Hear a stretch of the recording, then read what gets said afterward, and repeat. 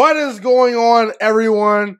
My name is Jemai McKinney, but of course you can just call me Juice because that is my nickname. Welcome, ladies and gentlemen, into the Juice Alert. If you have not subscribed to the Juice Alert already, be sure to do that right about now. You will not regret it. You can find the Juice Alert on YouTube as well as podcasting platforms. That includes Spotify, Apple Podcasts, Google Podcasts, all that great stuff. If you enjoy this show right here, be sure to leave it a good rating and review. Like I said, these things definitely help me out right here on the show. And also, share the show with all your friends and family. Before I do get started, I just want to also say, follow me on social media, whether it be Instagram, Twitter, or TikTok. Be sure to follow me on all those platforms if you have them and you like connecting with people on social media. You can get a little glimpse into my personal life on these accounts, as well as get significant updates when it comes to this show. You can find all the short clips and things of that nature. Like I said, follow me on Instagram, follow me on Twitter, follow me on TikTok, and follow the Juice Alert accounts as well on these platforms. I put all the social media accounts on your screen for you to take some time to jot down, maybe screenshot, pause this episode if you're watching here on YouTube. And if you're listening on a podcasting platform or network, all the links to my social media accounts, at least the handles, I should say, are in the description of this episode. So we officially have our Super Bowl 58 matchup, Chiefs versus 49ers. I didn't expect it. If you would have told me this was going to be the matchup 6 months ago, if you would have told me this, I would have probably said, I don't really quite believe it. But, I mean, the 49ers and the Chiefs are two well-run organizations, two great companies, two franchises that draft well. They spend money in free agency very aggressively and frugally. I mean, these are two teams that they've got their stuff buttoned up, and I think it's going to be a great Super Bowl matchup. But I want to dive into these conference championship recaps right here, right now. We were able to see the first ever Patrick Mahomes versus Lamar Jackson matchup in the playoffs recently, and the Kansas City Chiefs go into Baltimore, win the game 17-10. Baltimore was a 4-point favorite, and Kansas City goes on the road and beats Baltimore outright. This is the Kansas City Chiefs' fourth time going to a Super Bowl in the Patrick Mahomes era within a 6-year period. I mean, it's pretty astonishing what the Chiefs have accomplished in the Patrick Mahomes era.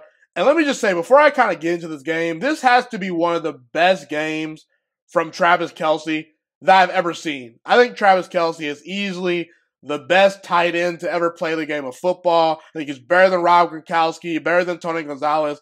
And this is a masterclass put on by Travis Kelce. It just seems like every time you were going to throw him the ball, he was going to come down with a big catch, and he was big in this game. Patrick Mahomes started out hot, didn't play the best in the second half. The Chiefs were scoreless in the second half, but you got to give credit to Mahomes for setting the tone. Andy Reid coached a very good game, and Steve Spagnuolo, who's been the most underrated factor of the Chiefs dynasty, he dialed up a great game plan versus Lamar Jackson and the Baltimore Ravens offense. You got to give a lot of credit to the Kansas City Chiefs. And part of the story of this AFC Championship game that did not disappoint from an entertainment standpoint is the Kansas City Chiefs are one of the greatest dynasties in sports history up to this point, at least in football history. We'll just at least go that far. And they've got a long ways to go potentially, as well as far as adding to this dynasty, because Patrick Mahomes, he's only 28 years old, which is pretty scary. But when you look at the Baltimore Ravens and the landscape of their franchise, the Baltimore Ravens just blew their best opportunity to win a Super Bowl in the Lamar Jackson era.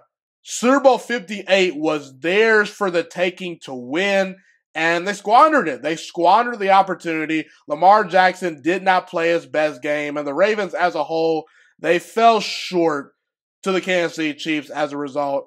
And I'm not saying Baltimore can never win a Super Bowl in the Lamar Jackson era, but to me, when we look back on history, if they never win a Super Bowl in Lamar Jackson's time being the starting quarterback for the Baltimore Ravens, this is going to be the year we look back and say, man, they really, really had a significant shot, and they squandered it.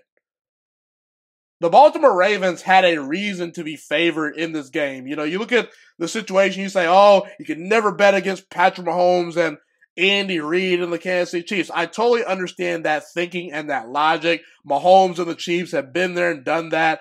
They've been in this proven spot before, and Andy Reid is already one of the 5 best head coaches to ever live in National Football League history. But the Baltimore Ravens had the best record in the NFL for a reason. They were the number 1 seed for a reason. The game was played in Baltimore for a reason because the Baltimore Ravens ran through the regular season and were destroying teams. They beat 11 of their wins this season came against playoff teams, and they were beating teams at times by an average score of, what, 15 to 20 points? I mean, the Baltimore Ravens had a great, great season.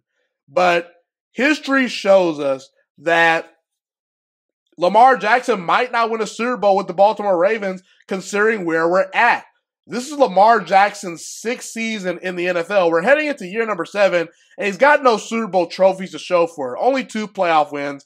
And usually if you're a great quarterback and you're going to win a Super Bowl, you usually win one pretty early in your career. Patrick Mahomes, his 2nd season as a starter, won a Super Bowl. Aaron Rodgers, his 3rd season as a starter, won a Super Bowl. You look at Russell Wilson and Tom Brady. You know, they were getting to Super Bowls early in their career, and Russell Wilson won a Super Bowl in his career, and Brady won 3 Super Bowls early in his career, and continued to get back to Super Bowls multiple times. But when you look at Tom Brady, he's kind of the exception to the rule, you know? So when it comes to Lamar Jackson and the Baltimore Ravens, the only exception I can look at from an all-time great quarterback perspective, where it's like, man, you know, this quarterback is great, but they were kind of a late bloomer when it came to winning a Super Bowl. It's Peyton Manning. That's the only blueprint you can really look at. Peyton Manning finally came through and won the Indianapolis Colts a Super Bowl in his 9th season in the NFL. So there's still a little bit of a glimpse of hope if you're a Baltimore Ravens fan that, yeah,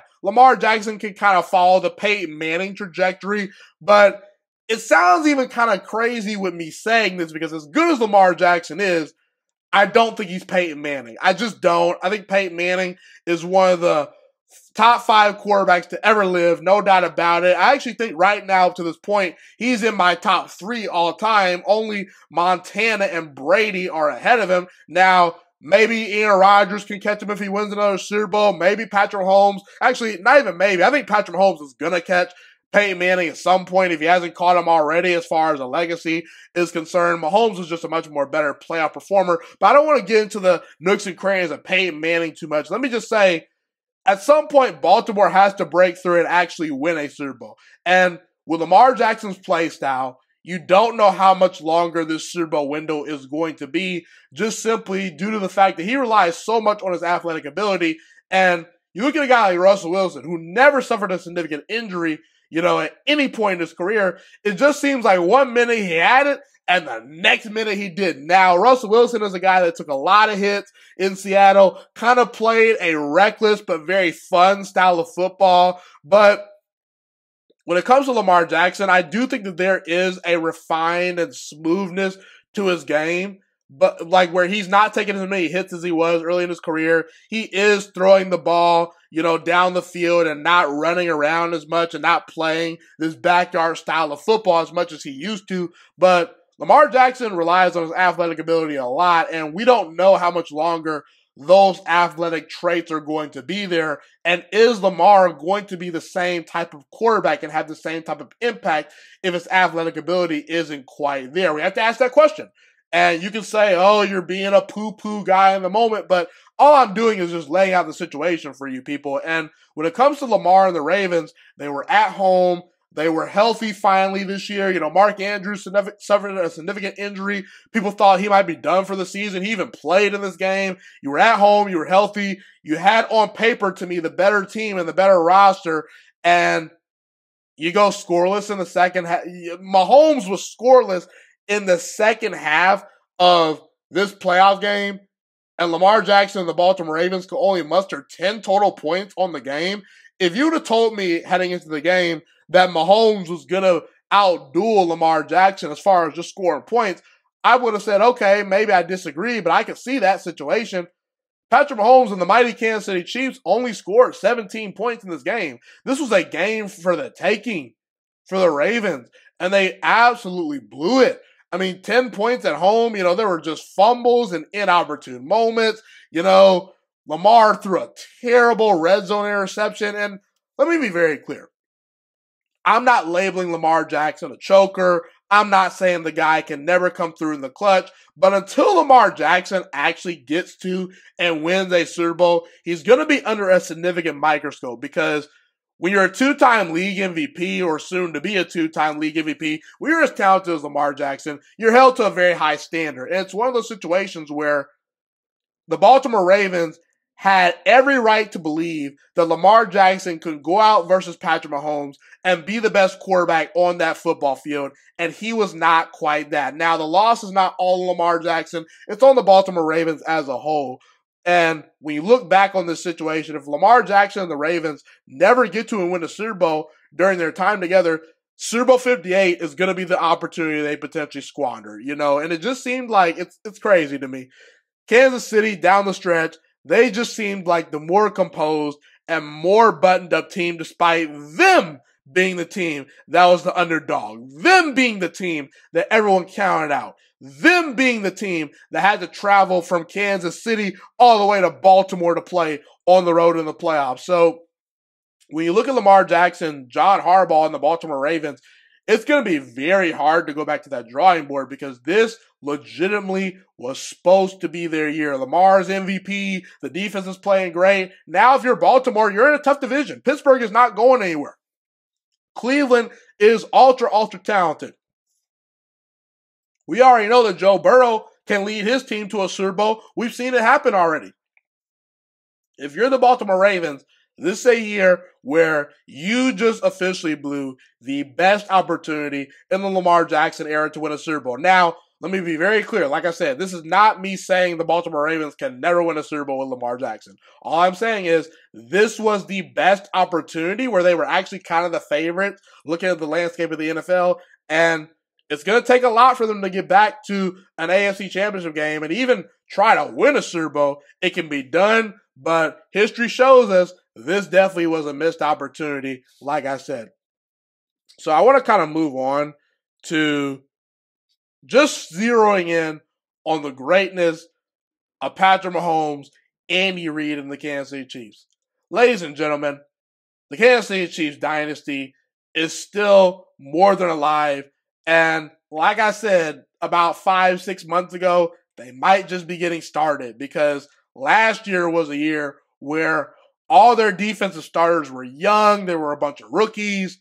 And somehow, some way, even without Tyreek Hill, they win a Super Bowl. Even this season, in a down year, where it looked like a lot of those young players, specifically on offense, kind of regressed a little bit. And once again, no Tyreek Hill, Travis Kelce getting older.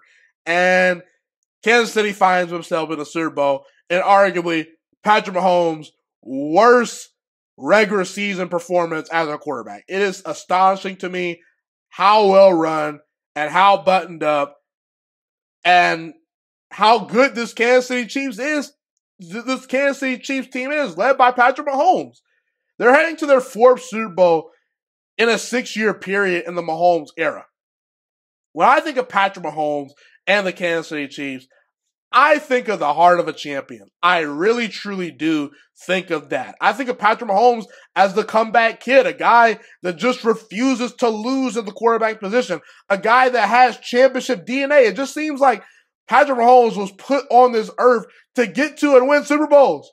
I mean, this guy is championship level DNA. This guy is one of the ultimate fierce competitors this game of football has ever seen. He's one of the greatest quarterbacks to ever throw a football. And he has a chance to go down as the greatest of all time in his position. And maybe, just maybe, there's a slim chance he might go down as the greatest player to ever play the game of football. And that's me saying a lot, because I have a whole lot of respect for Aaron Rodgers, who to me is arguably the most talented quarterback of all time. But it's fair to say Patrick Mahomes' career is probably going to one-up Aaron Rodgers if he keeps doing things like this.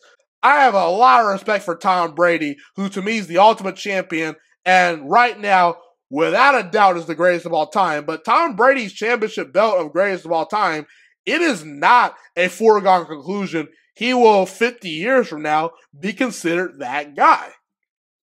And it's because of a quarterback like Patrick Mahomes and the way the Kansas City Chiefs operate. Patrick Mahomes is one of the few quarterbacks that I actually believe is a little bit better when he's trailing, when he's in an adverse situation where it's like, man, can Patrick Mahomes get us out of this situation? Yeah, he can, because he's Pat freaking Mahomes. That's why. He finds a way. He's a wizard. He just finds a way to win. He's great with a lead. He's great when trailing. He's not a front-running quarterback, you know. Tom Brady was a little bit better when trailing at times. Peyton Manning had a lot of comebacks in his career where he just stole victories from teams. Ben Roethlisberger is very, very underrated in this category as far as being clutch. But Patrick Mahomes, you want to talk about clutch? That guy lives it and breathes it. There's a reason Patrick Mahomes wins over 70% of his games, not only in the regular season, but also in the playoffs. You want to know why? Because in adverse situations, Patrick Mahomes just finds ways to continue to bring his team together. He's the ultimate leader. He's the ultimate competitor at the quarterback position. He's just the real deal. Patrick Mahomes is more than special. And it just seems like Patrick Mahomes is always upbeat, always, trying to be positive. And a guy like Marquez Valdes-Scantling, who a lot of people criticized and said should be cut by the Chiefs, Patrick Mahomes had his back the entire way. And what do you know? Patrick Mahomes works with the guy in practice, continues to not shy away from going to his young wide receivers like Rashid Rice, like a Marquez Valdes-Scantling. And what do you know? Marquez Valdes-Scantling finds a way to make the game-winning catch and seal the victory for the Chiefs, And there's kind of an invincibility factor when it comes to Patrick Mahomes. It's like, I don't expect when the chips are on the line for this guy to fall flat on his face. I mean, obviously there are times where he has, where in the Super Bowl versus Tom Brady and the Buccaneers, I felt he kind of choked in that game. He did not put together his best performance, didn't score a touchdown, multiple interceptions. There was that second half at home versus Joe Burrow and the Cincinnati Bengals where the Bengals defense kind of got the best of Mahomes that day. But compared to some of these other quarterbacks, I mean, Peyton Manning, as great as he was, he's got a 14-13 career playoff record. Patrick Mahomes, already up to this point, what does he have? 14 playoff wins? What is he, 14-3 in the playoffs? Compared to Peyton Manning's 14-13 record? Peyton Manning, the great 5-time MVP, multiple-time Super Bowl champion, Peyton Manning, went one and done in the playoffs 9 times, lost 13 times in total. That doesn't even sound right. When you have a guy like Patrick Mahomes on the other side, it seems like he never loses in the playoffs unless there's kind of a fluky all-time great situation where it's like, oh, Tom Brady, comes through. The defense is playing at an all-time great level. Joe Burrow surprises everyone out of nowhere. But it just seems like Patrick Mahomes continues to find a way, and other teams and other organizations, not named the Kansas City Chiefs, they find excuses. And even in a down year, Patrick Mahomes throws for over 4,000 yards, completes 67% of his throws, and wins 10 games. That's a down year for Patrick Mahomes. He is ridiculously good. We've never seen anything like Patrick Mahomes in the game of football. The sport has never seen anything like him. It's almost like Patrick Mahomes watched Aaron Rodgers growing up. Patrick Mahomes has said multiple times Aaron Rodgers was his favorite quarterback growing up, and he just kind of took what Aaron Rodgers did and made his own special sauce. Now, does it look as pretty at times as an Aaron Rodgers or a Dan Marino? Not necessarily, but it's effective. It just seems like whenever Patrick Mahomes tries to take off and run, he finds a way to get the first down. Whenever he cocks back and makes that big boy throw, it just seems like that ball's going to missile in there for a completion. Anytime he sees Travis Kelce, they're going to connect. And I understand Mahomes is also in an all-time great situation where you have Andy Reid, you have support, you have Travis Kelce, you had Tyreek Hill in the past, you have an offensive line that knows how to block up front for you. But the ultimate centerpiece is the quarterback. The ultimate piece that determines wins and losses in the NFL is the quarterback. And Patrick Mahomes, he's that CEO. He's that guy. And I think the world of the guy. This guy is the best quarterback in the NFL and will be the best quarterback in the NFL for the foreseeable future. unless someone just steps it up a notch. Lamar, Josh Allen, even CJ Stroud, y'all got a long ways to go before you catch Patrick Mahomes in the quarterback hierarchy as far as just quarterbacks playing today. But yeah, I mean, Patrick Mahomes, never seen anything like him. It just seems like he's already a football immortal. He's amazing. He's great. And if he retired today, he's probably already one of the 5 best quarterbacks that's ever played. And he's playing in his 4th Super Bowl, has a chance to win 3 Super Bowls in a 6-year period. That'd be really, really a great story.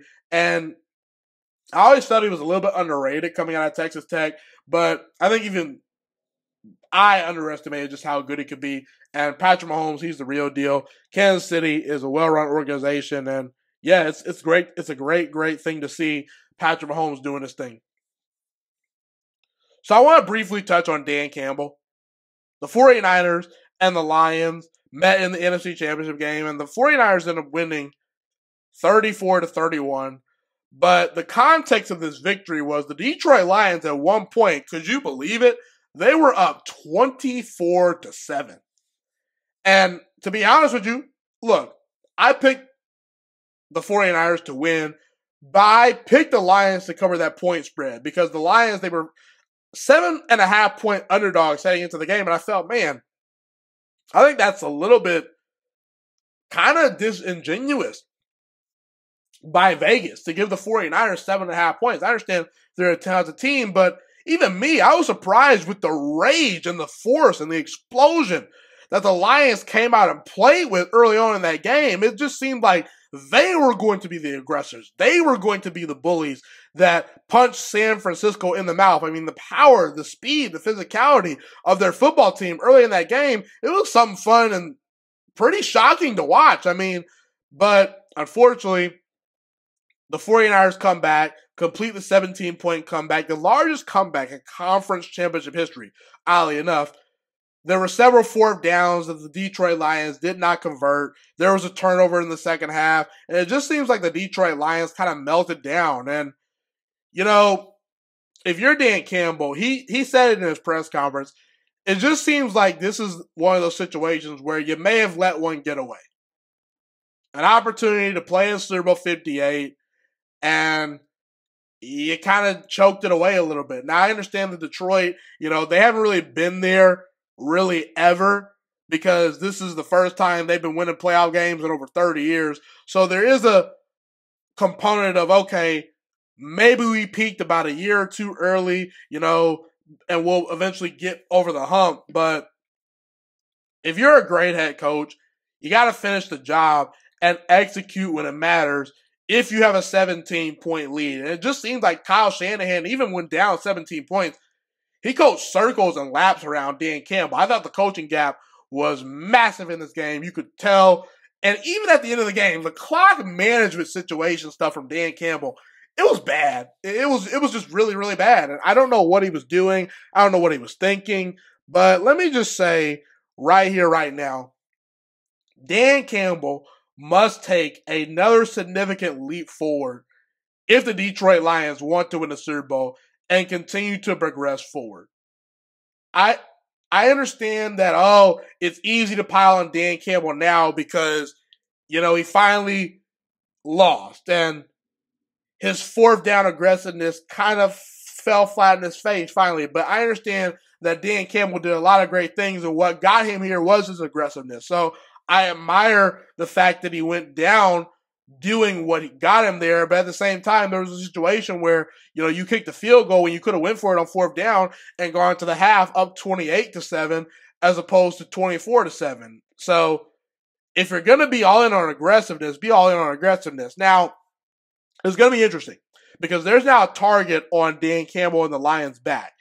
They're in a division with the Green Bay Packers, who are a young team that just won a playoff game this year, and there's a lot of upside potentially in Green Bay. Minnesota has a lot of good players, and Kirk Cousins potentially coming back, next year, and they could be really good. Even Chicago got a lot of draft picks, some good young players, a defense that's young and kind of flies around a little bit. We'll see what Justin Fields can become. Maybe they draft Caleb Williams and change, the franchise a little bit. But all I'm saying is that division is not going to get any easier. And when it comes to the landscape of the NFL, if you're a head coach, you have to, and an organization, you have to ask the question, can I go against the likes of Kyle Shanahan, Sean McVay, and Andy Reid and actually come out on top? That's the question you have to ask yourself, because those are the three big boys kind of right now in the NFL. And when it comes to those three head coaches versus everyone else, it seems like there's kind of a gap.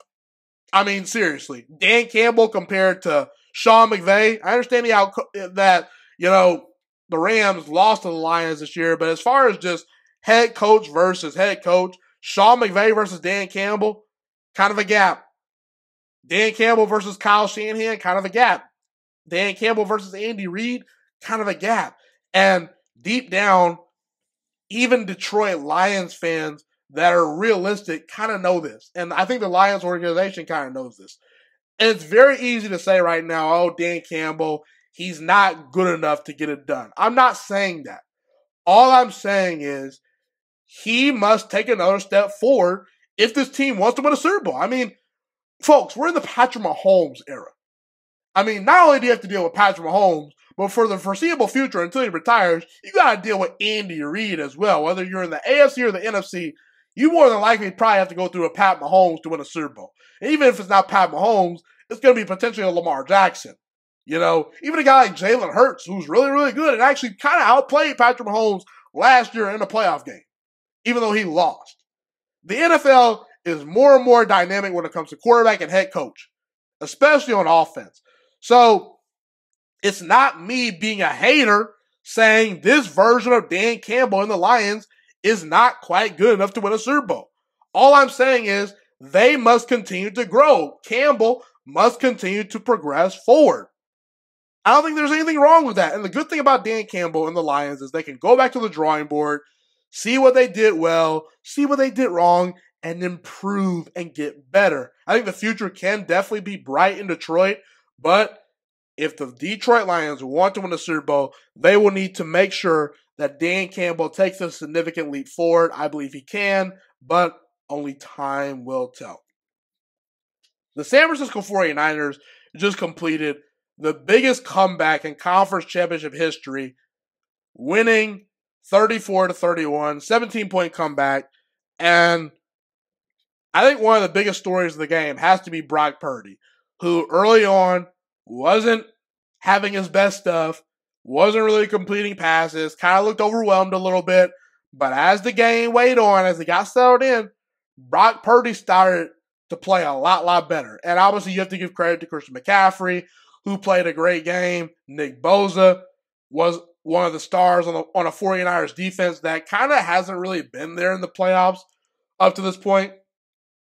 Nick Bosa really stepped it up and was one of the few bright spots for the 49ers defense. But to me, the story should be the 49ers playing in Super Bowl 58 solidifies their decision to draft and trust Brock Purdy as their starting quarterback. There was a situation where Trey Lance was in the building a long time ago, former third overall pick out of North Dakota State.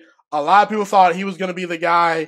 And to be real, Trey Lance is bigger, faster, and stronger and throws a more explosive football compared to a Brock Purdy. But Shanahan and the 49ers, got to give them credit. They said, yeah, we don't think it's going to work. The guy that was the last pick in the draft is the better option. And no one should be questioning it at this point. They said, yeah, Trey Lance really talented. We traded up for him, but we got to move on. Brock Purdy's got more NFL stuff to his game, at least up to this point. Trey Lance, he was one of those stories where the cookie dough just needed baking a little bit longer. He wasn't quite ready. He needed to develop. Meanwhile, you have Brock Purdy. The presentation of the meal wasn't quite as aesthetically pleasing, I would say. But, the product, once you start tasting the cookie, it's better. And it's more reliable. And a lot of head coaches dream of landing a Patrick Mahomes type quarterback. That's everyone's ultimate dream. A quarterback that can just kind of be like a video game. Do everything, make every single throw, elevate you, run around. The playbook is completely open with a guy like Patrick Mahomes. However, some head coaches just want a quarterback with some decent upside that is accurate, makes good decisions, can run occasionally, and someone who is coachable and can maximize their system. That is what Brock Purdy is to Kyle Shanahan. Shanahan loves Brock Purdy. I mean, it's the best of both worlds, too, because I think Brock Purdy really loves Shanahan because Shanahan dials up really good plays and puts Purdy in a really good position to succeed. And I think it's fair to say the best partnerships in life are when two individuals are together and they ain't afraid to get down and dirty, not only with each other, but for each other. You know what I'm saying, okay? But there's these narratives surrounding Brock Purdy where it's like, oh, Brock Purdy, he isn't really very good. He's an average quarterback, game manager. Yeah, I don't believe it. Okay, fine. Who cares? They're playing in the Super Bowl with Brock Purdy as their starting quarterback. Brock Purdy did the same thing Jimmy Garoppolo has done in a shorter notice of time. And to be honest with you, in more adverse circumstances, Jimmy Garoppolo was able to hand the ball off to his running backs. And what did he throw, like 8 passes in one game in the NFC Championship game versus Aaron Rodgers? Absolutely. I'm not going to say he was completely carried, but for the most part, Jimmy Garoppolo was just riding the bus. He was not driving the bus very, very much. It was the defense, Robert Saleh being the coordinator, and Kyle Shanahan being the leaders of that team. Meanwhile, you have Brock Purdy. There's been times where Shanahan has been forced to have to rely on Brock Purdy's arm and Brock Purdy's legs and Brock Purdy's ability to make plays to actually advance in the playoffs. You got to give Brock Purdy some credit. And let me tell you something right now. Brock Purdy, this is only his second season as a starter in the NFL. His first full season as a starter. This Super Bowl window is wide, wide open with Brock Purdy. You can continue to build around Purdy because he's on a rookie deal still, and I think Brock Purdy is on pace to prove everyone wrong. There could be a scenario where Brock Purdy outplays Patrick Mahomes in the Super Bowl, and everyone's going to look at this and say, man, what do we do with this situation? Mr. Irrelevant, the last pick of the draft, he outplayed Patrick Mahomes in the Super Bowl. If that happens, boy, will that shake the NFL world. And at that point, you have to just tip your cap to the 49ers if it happens. Already at this point, I think you should be tipping your cap to the 49ers because the only people it seemed like that believed in Brock Purdy were the people in that building. All the outsiders said, oh, Brock Purdy, game manager, Trey Lance should start, and yada, yada, yada. Purdy comes in, ice water in his veins. And listen, I'm not saying Purdy is this elite quarterback or anything, to be very, very clear. There's a lot more he needs to do to be put in that category. But I think Brock Purdy has earned his keeps in the NFL as a starting quarterback. He's really, really good, and I think he's a franchise quarterback. Not saying he's elite, not saying he's in the Patrick Mahomes tier, but this is a franchise quarterback that you can win with, and he has a lot of upside, in my opinion. And I think Purdy can only get better and better, and in these situations, it's very, very interesting. There could have been a situation where you looked at Purdy and said, man, he's a front runner. He's only good when the 49ers are up big, and McCaffrey and Debo and all these guys are making plays.